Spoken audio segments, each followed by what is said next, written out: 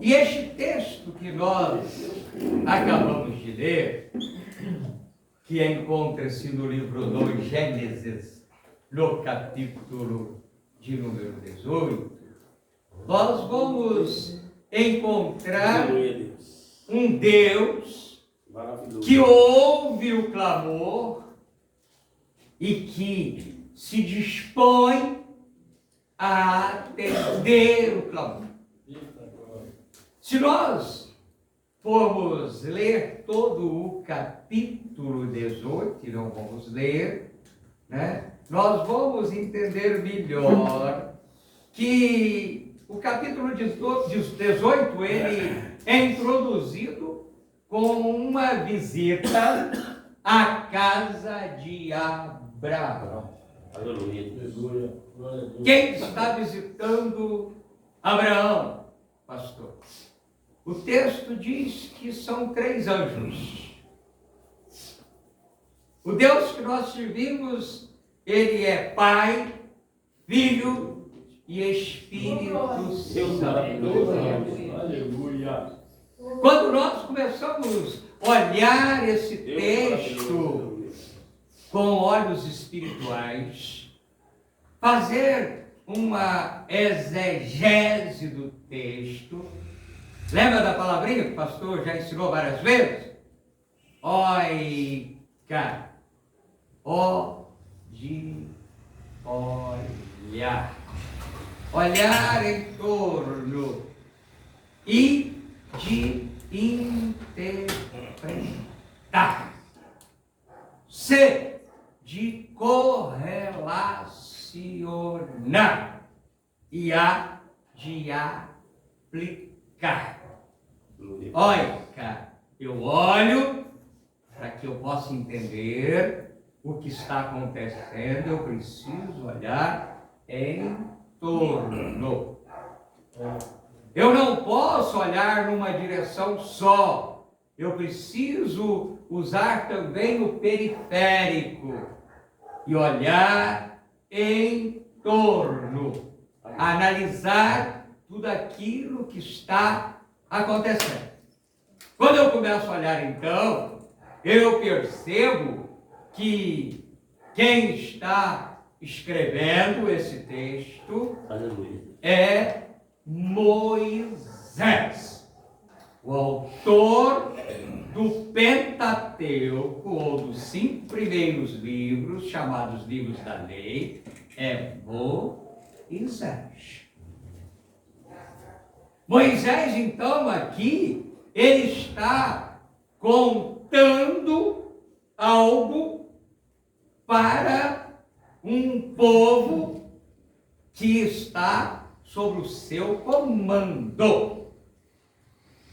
Lembra-se, lá no livro do Êxodo, no capítulo de número 3, que Deus vai ouvir o clamor de um povo que está... nós estamos lá na frente, tá? Depois nós voltamos aqui. Bíblia é isso, né?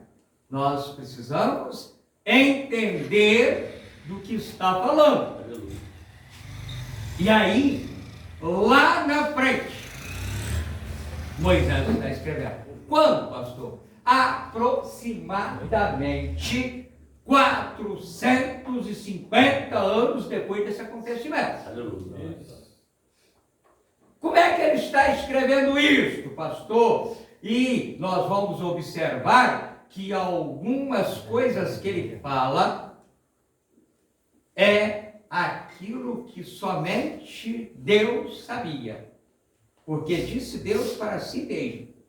Como é então que ele sabia disso? Porque a Bíblia foi revelada pelo Espírito Santo de Deus. Aleluia. A Bíblia não é simplesmente um compêndio que se reuniu, fatos históricos. Não é isso. Por isto, alguns livros não foram, juntados a esses que nós temos aqui na Bíblia. Por quê? Porque são isto que eu acabei de falar. Os chamados livros apócrifos, que foram fruto de trabalho, sim, árduo, mas foram reunidos por pesquisas. E aí, a Bíblia Católica Apostólica Romana, que talvez algum de nós tenhamos em casa, e não jogue fora. Se você tem, não jogue fora. Tem alguns pastores que vão dizer para você para jogar fora. Eu vou falar sempre para você, não jogue fora. Porque ela serve muito para nós, para que nós possamos ter conhecimento daquilo que homens dedicados pesquisaram. Porém, não é inspirado. Se você quiser saber a respeito, por exemplo, de um povo chamado Macabeu, você precisa ter um compêndio católico na tua mão, para que você possa ir lá e ler o primeiro e o segundo livro dos Macabeus, porque senão você não vai encontrar, ou quem sabe encontre fora, e aí com possíveis adulterações.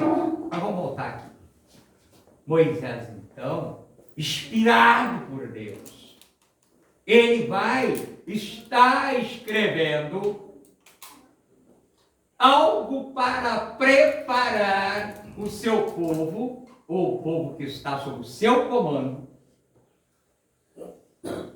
a terra que mana leite e mel. Tanto é assim, meus amados irmãos, que este Moisés, lá no livro do Êxodo, no capítulo de número 32, ele vai viver, ele pessoalmente vai viver a mesma situação de interceder por um povo. Você se lembra quando Deus manda Moisés subir ao monte e levar consigo pedras para que Deus escrevesse com o próprio dedo as leis que conduziria o povo para a terra que mana leite e mel?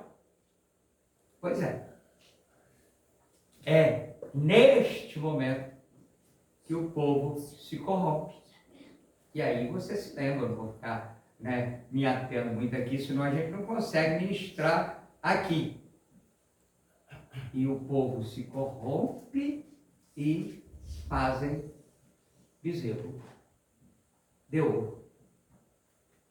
Arão, acabou se deixando seduzir por aquele povo de dura cerviz e vai fazer bezerro de ouro. E é necessário, então, que Moisés esteja intercedendo por um povo, porque Deus vai entristecer com, né, a atitude do seu povo. Entenda uma coisa, irmãos. Quando eu estou em Êxodo, capítulo 32, eu já estou com um povo chamado Israel. Já aconteceu, né, toda uma escolha, uma transformação do terceiro patriarca, que eu estou no primeiro. Abraão é o primeiro, depois nós temos Isaac, e chegamos em Jacó. Jacó passa por uma transformação, é só Deus que transforma o homem.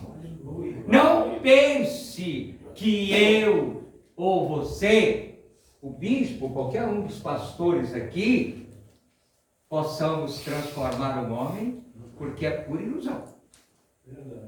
Mas nós podemos ser instrumento de Deus para a transformação do homem.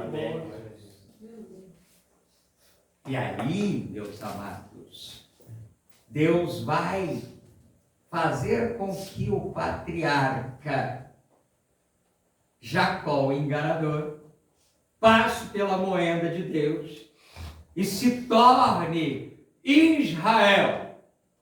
Jacó, enganador. Israel, príncipe de Deus. Vamos voltar para o texto?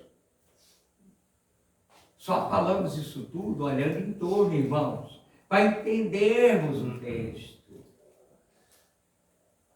Quando, né, Moisés começa a escrever, ele vai falar para nós, né, a respeito da corrupção do homem lá no Jardim do Éden.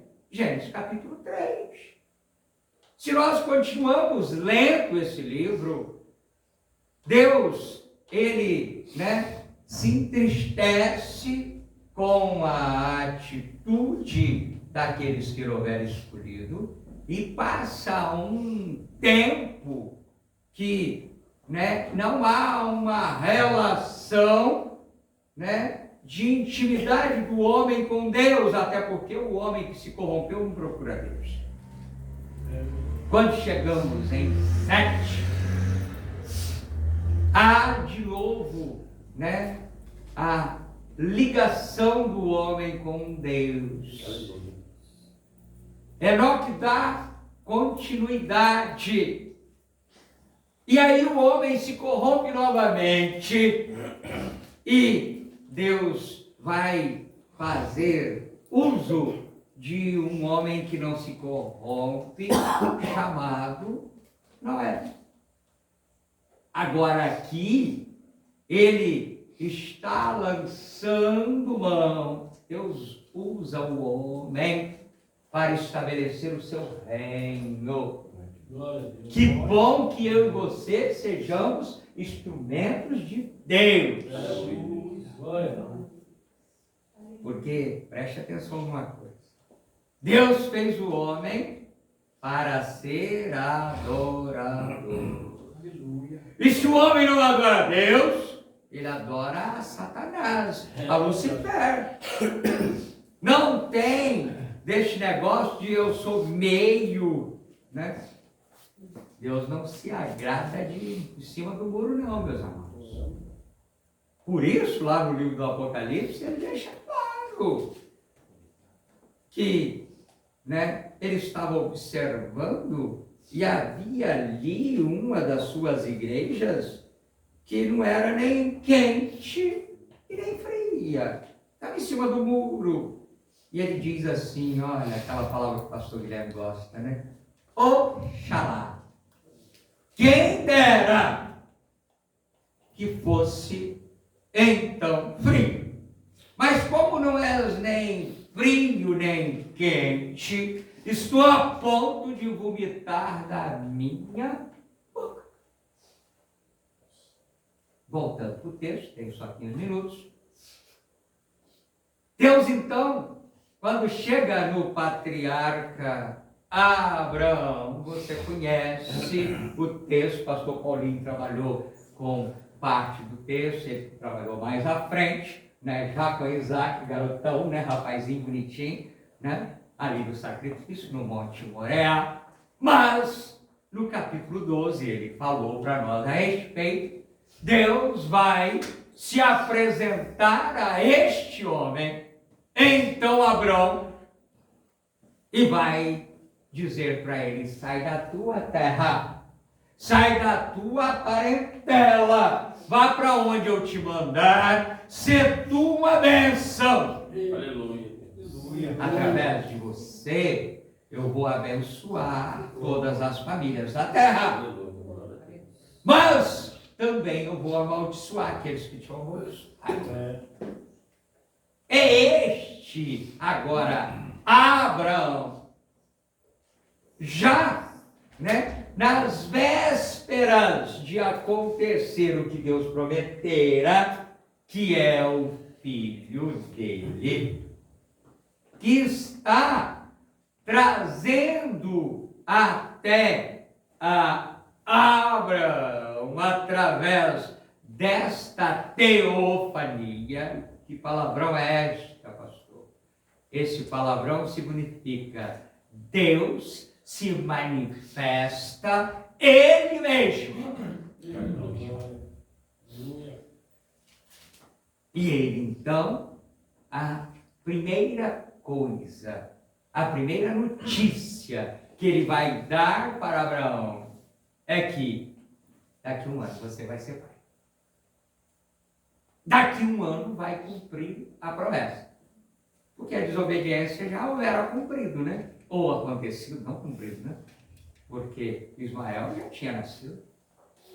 Mas aqui Deus está dizendo, você vai ser pai de uma grande nação, que é uma nação filha da promessa que eu te dei.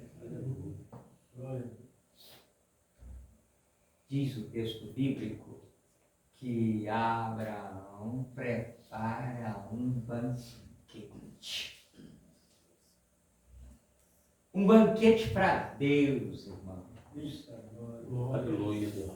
Normalmente, nós, quando lemos, e olha aqui, para a gente provar que é o próprio Deus, normalmente, quando nós lemos que o anjo desceu, o anjo não come, irmãos. Mas aqui, né, ele aceita a refeição e come com Abraão.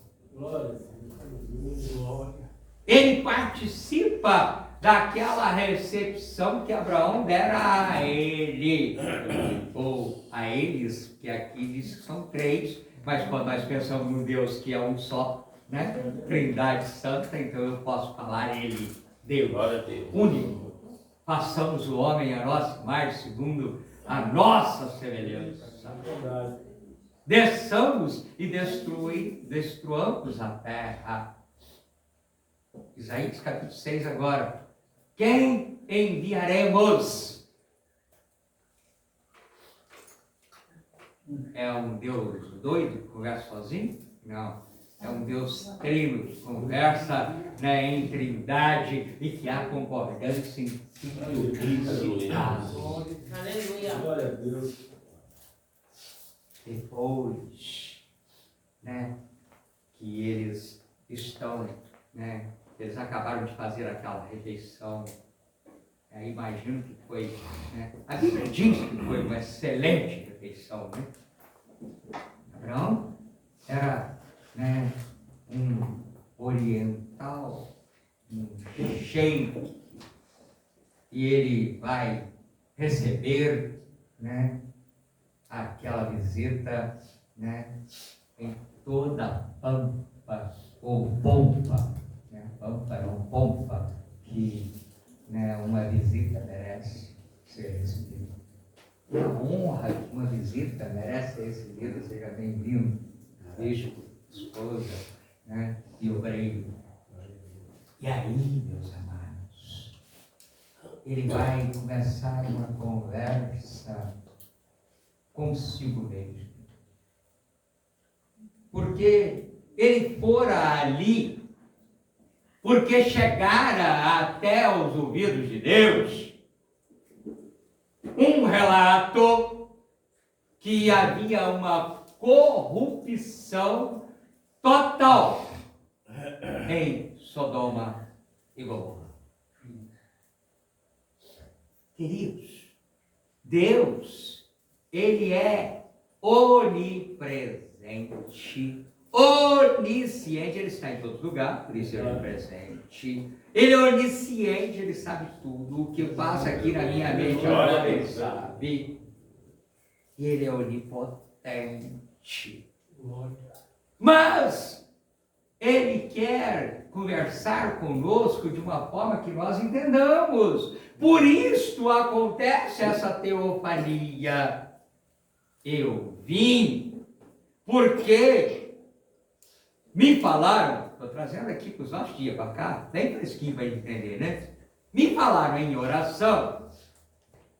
Foi falado a respeito de madrugada, né, bispo?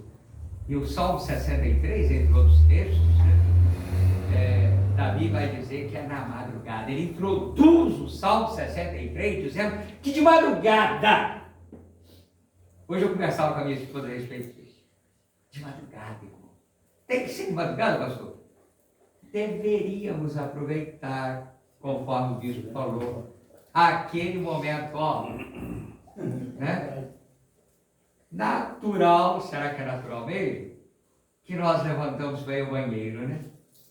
Ou aquele momento que nós acordamos e não entendemos por que não dormimos mais, para dobrarmos o nosso joelho, para conversarmos com Deus, para apresentar diante dele as alegrias e também as tristezas. E adiantando que é lá, só falta 8 minutos. E diz, então, o texto bíblico, que o Senhor vai dizer assim, olha, chegou até a mim que está acontecendo uma corrupção. E eu vim averiguar. Queridos, Deus sabe todas as coisas, Deus vê todas as coisas. Ele sabia o que estava acontecendo, mas ele quis se apresentar. Vamos voltar para Jesus? Eloi, Eloi. Lama sabachthani. Deus meu, por que me abandonaste? João capítulo 1, e o verbo se fez carne e habitou entre nós, veio para os seus, mas os seus não o receberam. E aí a todo aquele que o recebe é feito filho de Deus. É isto que ele está falando, irmão. Aqui é, um telão daquilo que está por acontecer. Eu vou verificar. Eu não quero ser injusto, porque se houver a corrupção que me disseram, eu vou destruir. Acabou a entrevista, né? Abraão sai junto com a sua visita para mostrar o caminho. Não tinha GPS lá não, meus irmãos. Não tinha estrada pavimentada lá não. Abraão morava em tenda. E aí era de boa prática que aquele que recebia caminhava junto com a sua visita até o novo destino, para não se perder no meio do caminho. E aí eles vão caminhando e eles estão ali naquela altura, naquela altitude, e olham e veem a cidade de Sodoma e Gomorra. Aqui é que vai começar a acontecer. Aqui é que vai começar o diálogo de Abraão com Deus. Ele vai chamar para si a responsabilidade de questionar Deus. Quanto mais nós lemos a Bíblia, mais nós temos facilidade de orar. Porque a Bíblia nos dá legalidade para apresentar diante de Deus as suas próprias promessas. E já foi falado que Deus não é como eu, não é homem, para se arrepender daquilo que ele promete. Aquilo que ele fala, ele cumpre. Deus houvera prometido ao próprio Abraão que ele seria pai de uma grande nação. Deus houvera chamado este Abraão, né, de seu amigo. E agora, esse Abraão, né, ele entra nesse periférico e ele fala com Deus. Mas o Senhor vai destruir o justo junto com o ímpio? Destruirás também o justo com o ímpio? Mas e se porventura tiver 50 justos lá? O Senhor, que é justo, vai usar de injustiça e vai destruir aqueles 50? Ele diz não. E aí o diálogo vai acontecer. 45, 40. Eu sou de 5 em 5, né? Agora já aumentou para 10. 30, ele vai, quando chega no 10º, ele não tem mais argumento para estar intercedendo diante de Deus. E nós encerramos a leitura dizendo, acabaram. Nós encerramos a leitura dizendo que Deus se retira de Abraão. Mas o Deus que nós servimos, irmãos, Ele é justo e Ele é misericordioso. Ele podia ter destruído tudo, porque não encontrou lá, na verdade, nem 5. Foi só 10, não, nem 5. Você se lembra quantos tinham lá? Tinha Ló, as suas 2 filhas, nem a esposa, porque a esposa não era porque ela desobedeceu para trás. Ele encontrou 3. O que ele fez? Ele foi lá e resgatou os 3. Aleluia. O nosso Deus, Ele é justo e misericordioso. Para encerrar, os últimos 2 minutos, o apóstolo Paulo, quando escreve a 2ª carta aos Coríntios, o capítulo 5, ele trata do ministério da reconciliação.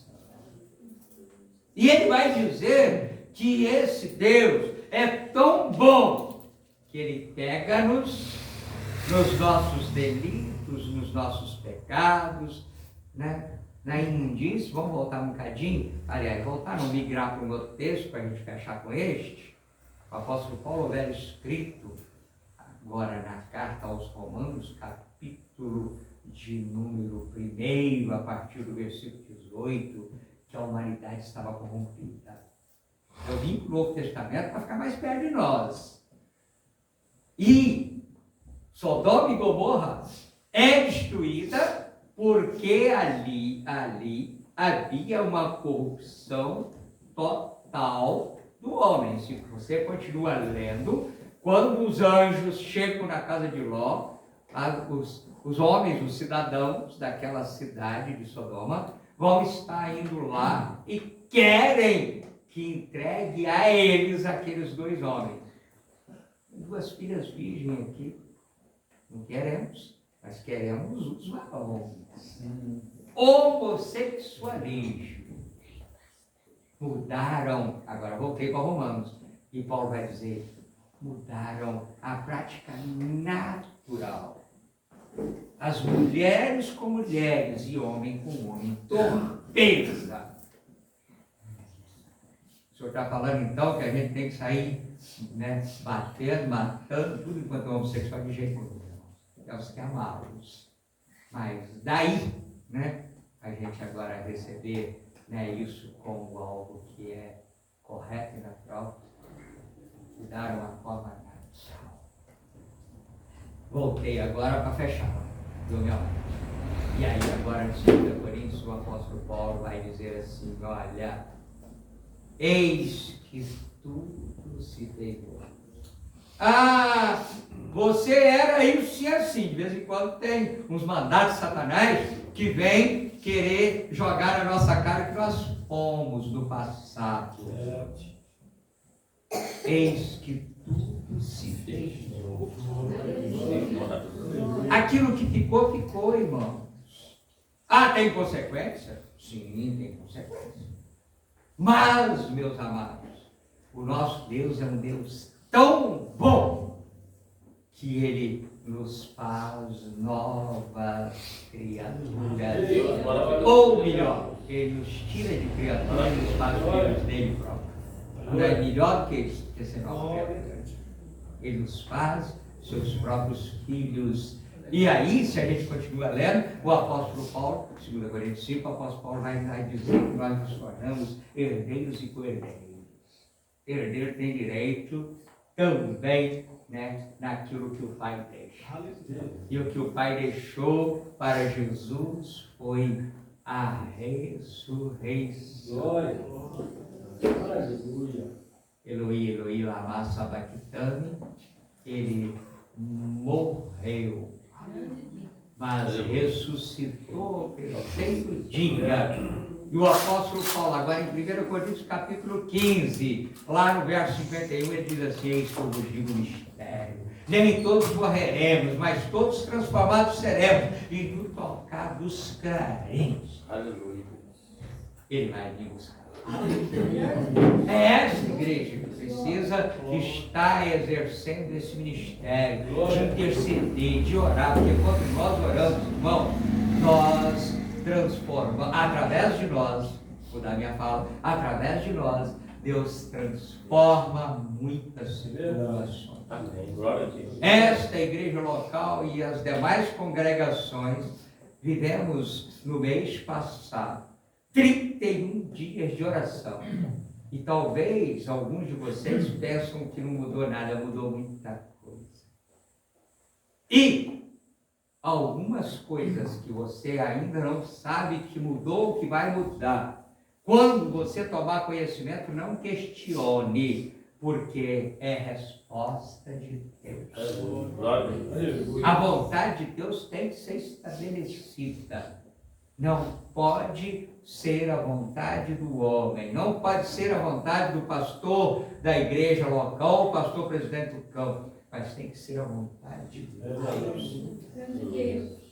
E que nós possamos a cada dia ver surgir mais e mais Abraão ou Abraões que se dispõem a interceder, mais e mais Moisés que se dispõe a interceder ao ponto, tem que acabar mesmo, que já passei 3 minutos, ao ponto de Moisés dizer assim: olha, se vai destruir todo mundo, então me risca, destrói a minha vida junto. Era, né, um sinal de que o amor é um amor imensurável. Eu pago por isso. Jesus pagou. Perejtai. Está. Amém, meus irmãos? Amém. Queridos, estamos chegando no final do nosso culto. Eu glorifico o nome de Jesus pela vida de cada um dos seus presentes, pela vida do Bispo Andrade, da sua esposa, do Jorge, de toda a membresia dessa igreja. Muitos faltaram, né? Mas Deus fala dos presentes, né? E eu glorifico o nome de Jesus pela vida dos que estão presentes. Eu quero justificar a ausência, né, do diácono Hélio. O diácono Hélio não falta, e ele não está presente hoje. Não esteve terça-feira e hoje de novo, não. 2 cultos já que ele não é. Vamos orar pela vida do diácono Hélio. Ele carece de oração. O corpo físico daquele homem, né, está passando por momentos difíceis. Né? Aquela situação de cadeira de roda, já há 15 anos na cadeira de roda, e ele, né, mandou para mim hoje uma foto, os pés sobremodo inchados. Ainda saiu uma feridinha lá no tornozelezinho dele. Então, vamos cobrir este homem em oração. Tá bom? Vamos cair de pé, vamos estar orando, vamos encerrar o nosso culto. Próxima terça-feira, estaremos juntos nesta congregação com, né, a campanha bíblica que nós estamos vivendo, que diz que é para buscar o reino de Deus e a sua justiça em primeiro lugar, porque todas as demais coisas nos serão acrescentadas. O presidente aí vai estar conosco aqui, lá está fazendo a grama. É do nosso próprio ministério, pastor. É do nosso próprio ministério, mas está, né, deslocando de longe para vir ministrar a palavra para nós. Vamos vir como honrar. Quarta-feira nós vamos para a Fazenda da Grama, aí ao contrário, né? Estaremos na mesma campanha lá. Quinta-feira, Vista Alegre. Sexta-feira, Sossego 2. E domingo a gente começa tudo de novo. Amém? Vamos convidar o nosso diácono Isaías para orar. O pastor Walter vai dar a bênção.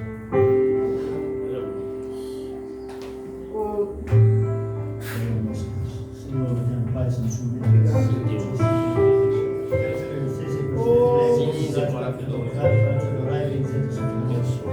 Obrigado por as palavras que vêm para cada uma das pessoas. Nós possamos praticar essa coisa aprendendo nessa noite. Eu te peço também esse retorno para nossos lares, os pais de segurança, Senhor, guardando e livrando, Senhor, cada um de todo o mal, de passar por uma negligência, para que nos derrubar, Senhor. A sua mão está estendida sobre cada um que vai cada familiar dessa noite. Leva-nos em segurança, Senhor. Nós pedimos e agradecemos em nome do Senhor Jesus. Amém. Glória a Deus. Graças a Deus, Senhor Jesus. O grande amor de nosso Deus na sua paz. As nossas pessoas sejam nossas seja com todos nós, todo o nome de Deus, Senhor. Eu sou o pastor comigo. Amém. Eu e você, nós, nós, agora, em nome de Jesus.